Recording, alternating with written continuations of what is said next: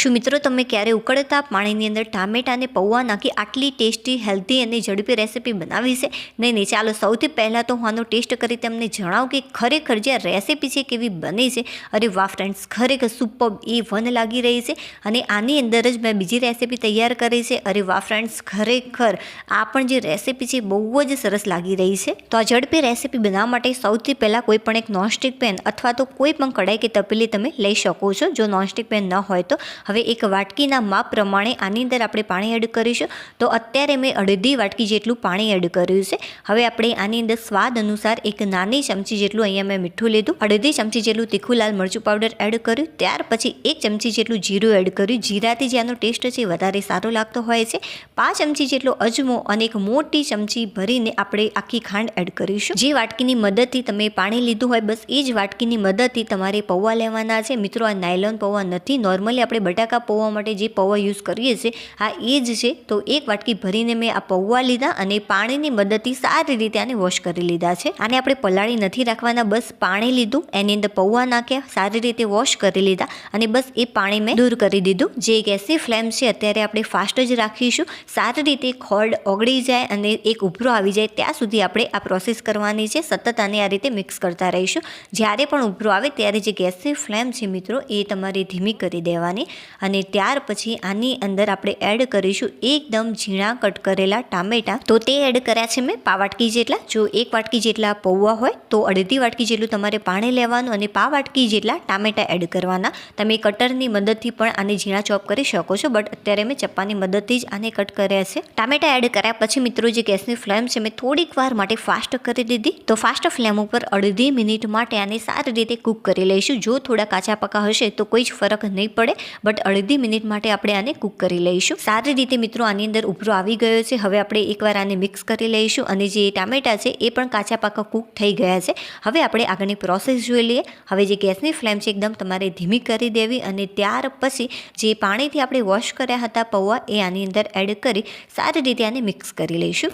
એકવાર મિક્સ થઈ જાય ત્યાં સુધી આપણે ગેસની ફ્લેમ ધીમી રાખીશું. સારી રીતે મિત્રો મેં આને મિક્સ કરી લીધું છે.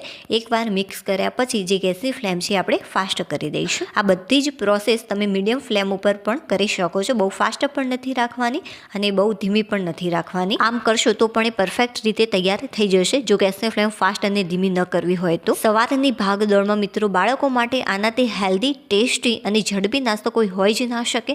ખરેખર એકદમ ઝડપથી આ નાસ્તો તૈયાર થઈ જાય છે. હવે ફાસ્ટ ફ્લેમ ઉપર આપણે 1 મિનિટ માટે આને કૂક કરીશું. મિત્રો 1 મિનિટની અંદર જે આ મિક્સર છે સરસ મજાનું ઘટ થઈ જતું હોય છે. જો મિત્રો પાણી તમારે થોડુંક વધારે પડી ગયું હશે તો 1 ની કદાચ 2 મિનિટ પણ થઈ શકે છે. અને કદાચ તમે ઓછું પાણી એડ કર્યું હશે તો જે આ નાસ્તો છે ઝડપથી તૈયાર થઈ જશે. તો મિત્રો 1 મિનિટની અંદર તમે જોઈ શકો છો આ સારી રીતે ઘટ થઈ ગયું છે. હવે જે ગેસની ફ્લેમ છે એ આપણે એકદમ ધીમી કરી દઈશું કે જેથી નીચે આ ચીપકે નહીં. મિક્સર થોડું ઘટ થાય ત્યાં સુધી આપણે આને કૂક કરવાનું છે. તો આ મિક્સર છે સરસ મજાનું ઘટ થઈ ગયું છે. ગેસની ફ્લેમ આપણે બંધ કરી દઈશું. આની જે આ થિકનેસ છે એકદમ પરફેક્ટ છે.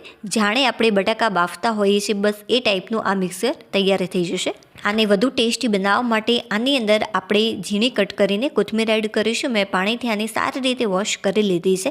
જ્યારે પણ મિત્રો તમે કોથમીર લાવો છો ત્યારે તમારે આને કટ કરીને અથવા તો આ રીતે આખી રાખીને જ્યારે પણ તમારે યુઝ કરવાની હોય ત્યારે તમે વોશ કરીને આને યુઝ કરશો તો એ લાંબા સમય સુધી બગડશે નહીં અને આને તમારે ફ્રીઝમાં મૂકી દેવાની ઢાંકણ ઢાંકીને. જો કદાચ ઘરમાં ટામેટા ન હોય મિત્રો તો આની જગ્યાએ તમે લીંબુનો રસ પણ એડ કરી શકો છો. હવે સારી રીતે આને મિક્સ કરી લઈશું. તો મિત્રો ઘર પણ ખટાશ અને તીખાશથી એકદમ ભરપૂર જે આપણું મિક્સર છે એ તૈયાર થઈ ગયું છે. અત્યારે મિત્રો મેં લીધો છે રોટલીનો બાંધેલો લોટ. આની અંદર મીઠું અને તેલ એડ કરી સારી રીતે મિક્સ કર્યા પછી પાણીની મદદથી જે રીતે આપણે રોટલીનો લોટ તૈયાર કરીએ છીએ સોફ્ટ, બસ એ જ રીતે મેં આ તૈયાર કરી દીધો છે. હવે આપણે આ રીતે ગોળ શેપ આપી લઈશું આને. તો આ રેસીપી બનાવવા માટે 2 શેપ અહીંયા મેં તૈયાર કરી લીધા છે. હવે આપણે આના ઉપર થોડો કોરો લોટ સ્પ્રિંકલ કરીને સરસ મજાની રોટલી વણી લઈશું. તો અત્યારે મેં પાતળી રોટલી જ વણી છે, બહુ જાડી નથી નથી રાખવાની. તો આની જે સાઇઝ છે એ આટલી પરફેક્ટ છે. બસ હવે આપણે આ જ સાઈઝની બીજી રોટલીને વણી લઈશું. તો મિત્રો બીજી રોટલી પણ મેં આ જ રીતે વણી લીધી. હવે આના ઉપર તેલ અથવા તો થોડુંક આપણે ઘી લગાવી અને સારી રીતે બધી જ જગ્યાએ આને સ્પ્રેડ કરી લેવાનું. તમે ઘીનો પણ ઉપયોગ અહીંયા કરી શકો છો. જો બાળકો માટે બનાવો તો ઘી બેસ્ટ રહેશે. હવે જે આપણે સ્ટફિંગ તૈયાર કર્યું છે એ બસ આ રીતે આપણે ચમચીની મદદથી થોડું પ્રેસ કરી અને બધી જ જગ્યાએ આને પાથરી દઈશું. હવે લાસ્ટમાં હાથ વડે આ રીતે થોડું પ્રેસ કરી અને બધી જ જગ્યાએથી એક સરખું આને આપણે આ રીતે પાથરી દેવાનું છે.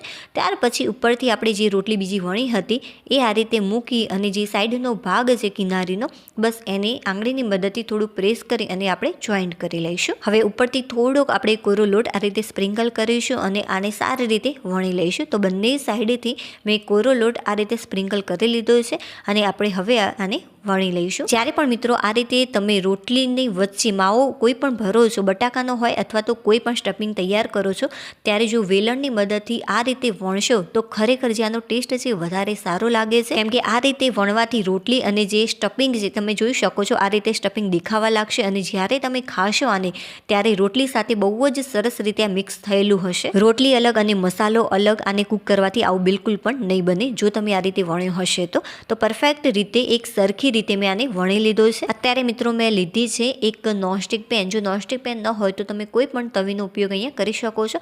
જે આપણે પરાઠો વણ્યો હતો બસ એ આપણે આની અંદર એડ કરી દઈશું. જે ગેસની ફ્લેમ છે એ તમારે શરૂઆતમાં ફાસ્ટ રાખવાની. થોડીક રોટલી કાચી પાકી કૂક થઈ જાય ત્યાર પછી આપણે આને ટર્ન કરી લઈશું અને બીજી સાઈડથી એકદમ પરફેક્ટ રીતે કૂક થઈ જાય ત્યાર પછી આપણે ફરીથી આને ટર્ન કરી લઈશું. તાવેતાની મદદથી થોડું આ રીતે મિત્રો પ્રેસ કરવું કે જેથી બધી જ સાઈડથી જે રોટલી છે મતલબ કે પરાઠો છે એ સારી રીતે કૂક થઈ જાય.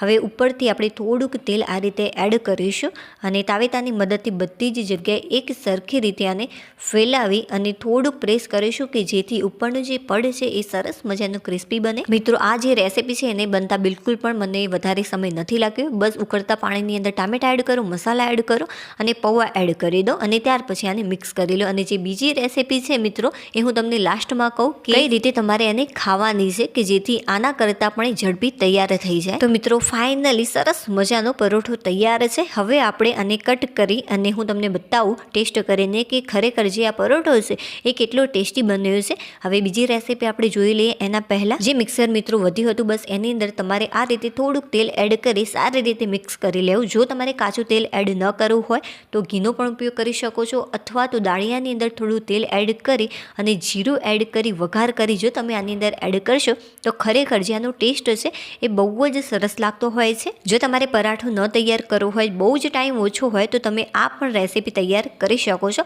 બટાકા પૌવા કરતાં ઝડપી આ તૈયાર થઈ જશે મિત્રો. કે નથી તમારે આની અંદર બટાકા એડ કરવાના કે નથી તમારે આની અંદર ડુંગળી કે લસણ એડ કરવાના. તમે આના દેખાવ પરથી જ આઈડિયા લગાવી શકતા હશો કે કેવી બની હશે રેસીપી. અરે વાહ ફ્રેન્ડ્સ, ખરેખર સુપર A1 લાગી રહી છે.